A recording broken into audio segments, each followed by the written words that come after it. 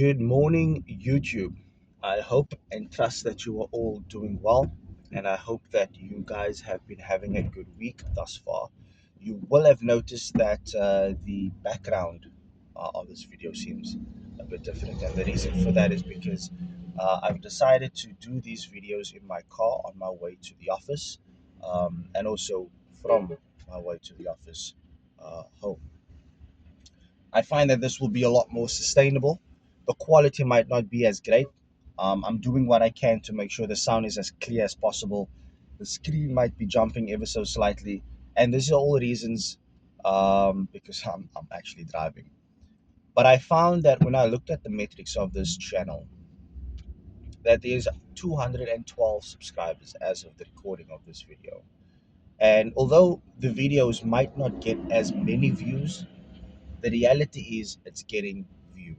There are people out there that is watching this video and is watching the videos on my channel that's asking questions, which means that there are people out there that I can help, assist, and add value to. And for those of you that watches these video, and for those of you that has continued to subscribe even well after I've uploaded the last video, I do want to say thank you so much for your support.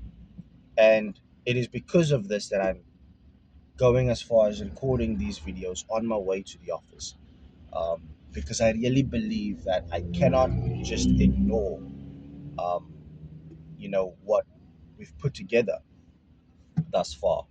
And these 212 people that see value in this, and I don't want to. I want to do right by you guys, and I'm going to try and be as consistent as I can be. And I'm going to promise that I'm always going to come back and add a video as frequently as I possibly can in the most sustainable manner. These are all the lessons that one learns. I'm not a content creator. I'm not necessarily someone that understands the YouTube algorithm. You'll notice that I've tried in the past to make my videos a little bit more animated. That is very time consuming. But as I continue to do this and as we get more traction, um, there's gonna come it's gonna get to a point where the quality will get better, or at least this is something I'm hoping. For the most part, I'm just happy to be here with you guys this morning, just chatting about trading, just talking about what we all know and love.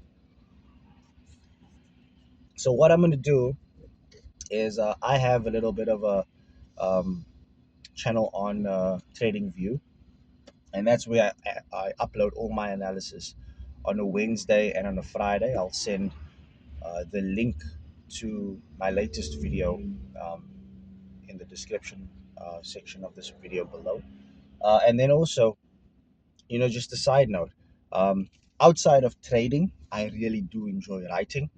And this is something I've been doing for many, many years. And so I've actually started a little bit of a newsletter, more geared towards business from the perspective of Christians, a Christian newsletter. And this is also something that if you're interested, you can just click the link below. But guys, today we're here to talk about trading. Today we're here to discuss the markets and what is happening on these markets. Next week we do have quite an interesting week. This week, Friday, we have an interesting data release in the form of the PCE, and then also next week, obviously, we have non-farm payroll and unemployment. But more importantly, we have the FOMC meeting. I think it's on Wednesday, either Wednesday or Thursday. We have the FOMC meeting, and this is where Fed Chair Jerome Powell is going to discuss the way forward as it relates to interest rates and what we could potentially expect um, with regards to interest rates. Um, and then if we go over to the Fed Watch tool, okay, um, I'll put the link in the description below to that little tool. It's a very, very cool tool. The Fed Watch tool, it's going to give you a probabilistic percentage of the chances of seeing interest rate either go up or go down, or stay the same. That's the purpose of the tool. Um, But if we go to the Fed Watch tool, we can see that as of the recording, or as of yesterday when I checked it, there was a 91.7% chance that we're going to see an interest rate cut happening in September. And this is a very big deal because what we have to understand is that there is a very close relationship between inflation and interest rates. And as we all know, inflation is the weakening of a particular currency. When a currency is highly inflated, it means that its purchasing power is a lot less. So it doesn't have as much purchasing power. In other words, you will have to pay more for a loaf of bread than you did 2 or 3 years ago. Okay, and that's the result of inflation. Now, inflation happens because there is money that's printed by the Reserve Bank. And when these funds are printed by the Reserve Bank, what it typically does is it inflates the currency, and so it requires more dollars, more rands, more pounds, whatever currency you're using. It requires more of that to purchase the same thing just a few years ago. And so that's what I mean when I say it inflates the currency and it devalues the currency. Its purchasing power gets weaker. Now, with that being said, the way we combat that is through interest rates. So typically what banks would then do, or mainly the Federal Reserve Bank, is when they see that inflation has gotten too high, what they would then do is they would actually go ahead and they will increase interest rates. Okay. So when interest rates are now increased, what typically happens is the cost of borrowing money becomes more expensive. And money that is put away, that's saved in normal money market accounts, the value starts to increase because suddenly the interest that gets accrued on these in these funds and in these types of accounts suddenly increases because the interest rates in and of itself has increased, making the value of the dollar more expensive, or making the dollar, in this case the dollar, making the currency more expensive, meaning that it's harder to get, increasing the value of it, and subsequently reducing inflation because there's not a lot of it going around. Okay, so suddenly currency is no longer inflated, it's not being injected into the economy, it's actually stagnant to the degree where it starts to decrease in terms of circulation because people are now no longer looking to spend their dollars, they're looking to hold their dollars because their dollars now has interest bearing value. And so this is the relationship between interest rates and inflation. And as a result of COVID, where people could easily have defaulted on their loans, putting them into bankruptcy, business could have defaulted on their loans, putting them into bankruptcy, causing massive amounts of layoffs, increasing unemployment, um, causing people to now rely on government to take care of them in terms of their subsidies and unemployment schemes and all of these types of things, will have a massive effect on the economy as a whole. And so what governments had to do was they had to go to the Central Reserve Bank and they had to say, listen, guys, we need you guys to drop the interest rates quite significantly, uh, just so that we can keep the economy stable in this pandemic. The interest rates then reduced, and so a lot of you that has homes, a lot of you that has cars, a lot of you that have personal loans will have noticed that in the time of COVID, you were paying very little back in terms of interest to the bank. And this is because interest rates were significantly reduced so that the amount you pay back is less. Okay. At least for that time. When the pandemic ended and the economy started to open up again, interest rates gradually started to increase to combat the inflation that was happening. Because when interest rates reduced, this made money cheap to borrow. And this is what people did. They started to borrow to oversee certain expenses because they might have lost their jobs, they might have taken a pay cut. And so they needed to compensate. And so it made money easier to access because it's cheaper to now loan because interest rates were low. When interest rates went up, obviously those loans the interest on those loans that they've made also went up, and as a result of that, they will have had to pay back more after the economy started to stabilize. And this is what the Fed has been trying to do ever since COVID. Is trying to bring the economy to um, a stable equilibrium, because their goal is to see an inflation rate of 2%. Now, although they're very close to hitting that target, essentially what's taking place at the moment is timing, because they can either cut interest rates too early, and this will stunt the growth that they've made thus far, or they can cut the interest rates too late, which will further damage the economy. And so it's about timing. And so the Fed watch tool in and of itself gives us an idea of when we could potentially expect the Reserve Bank to cut rates. And so I really do hope that that little explanation of the relationship between interest rates and inflation makes sense. Now, the reason that is such an important thing to be mindful of and be cognizant of is because that has been the predominant cause of the dollar being stronger.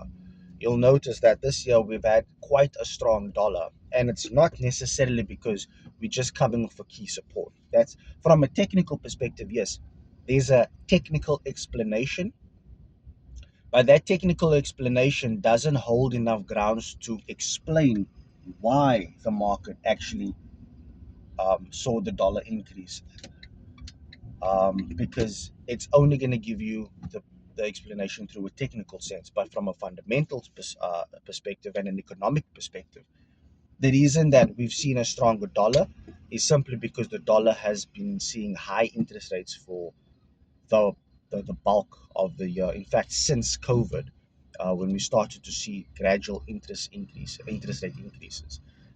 And so with that, whenever we have an inflationary data release like PCE or CPI, or even non-farm payroll, this is all valuable points of information that we need to take into account, and we need to use this information to further see the picture, if I can put it that way.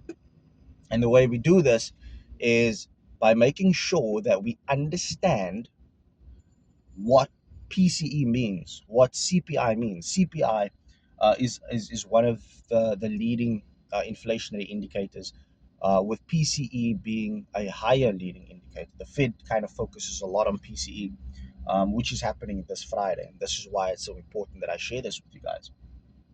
Because this Friday, we're going to have a PCE data release, which is going to be an inflationary indicator, which is going to give us insight with regards to what the Fed might want to do in September, which is going to lead us to either seeing even a higher probability of a rate cut in September, which will ultimately result in a weaker dollar moving forward. And so, from a fundamental perspective, we can kind of track all of these data points and begin to see what might happen to the dollar in the long run, and thereby positioning ourselves in such a way to take advantage of that information. And this is how we combined both fundamental and technical analysis, because it tells us a picture. Now, when we see the interest rates reduce, when we see the interest rate cut, what we must understand is that it's going to cost more dollars to purchase the same thing that you can purchase now. In other words, things are going to become more expensive because there's going to be um, more money in circulation. It's not to say that we're going to see an injection of currencies into the economy. We're not going to see the Fed begin to print money carelessly and just kind of inject it back into the economy. What instead we're going to see is a lot more spending. And more importantly, we're going to see a lot more loaning take place. The reason we're going to see a lot more loaning, again, interest rates has reduced. Because interest rates reduced, money is cheaper to borrow. And because money is cheaper to borrow, you're going to see a lot more funds in circulation, which is going to kind of uh, re re I would say, uh, what's the word I'm looking for? Kind of reboot. That's the word. Reboot the economy. So that's the narrative that we're following. And there are other political events that has also taken place in the form of Biden most recently pulling out of the race, having Kamala take his place, and also with the attempted assassination on Trump. These are all factors that does influence and does impact the market. But these are not the leading indicators. These are not the indicators that we are focusing on. These are not the indicators that we are looking at, mainly because of the fact that these indicators in and of itself are just adding on to what is already there. And so when we conduct this analysis and when we look at the fundamentals from this perspective, we really do begin to see how the market works. And we really begin to see how we can take advantage of this information and position ourselves accordingly. Because my overall view of the dollar is that it's going to get weak on the basis that I've just shared with you guys now. And this is not to say that I'm right or wrong. I could be way wrong, and I could see that this position I've taken on the euro dollar falls like a stone in the ocean, and I get stopped out. I get taken out on break even. I get taken out on my trail stop, whatever the case may be. But it's a very healthy it's a very healthy uh, habit to take positions, and you don't take the position and then go find reasons why it's going to work out. You find out what's going to happen and then you take the position and then you position yourself, because it's going to be so much easier to take that position with a carefree state of mind. You've done your homework, you've done the work, you've done the research. All you need to do is find an opportunity to get long or get short, whatever you do, and stick to it. You stick to it because the technical components are there, but now also you have the fundamental components that's going to carry the trade forward. And this is how you typically swing trade. There's been so many times when I've been in positions for weeks on end, and the market fluffed around, and I became so frustrated because it wasn't breaking out. Because according to the technical structure and the technical analysis or the technical strategy that I'm using, it fluffs around, and when it fluffs around, it's supposed to break out not long after, and then it continues to do this, and I get out of the position out of frustration, and then I see the market run.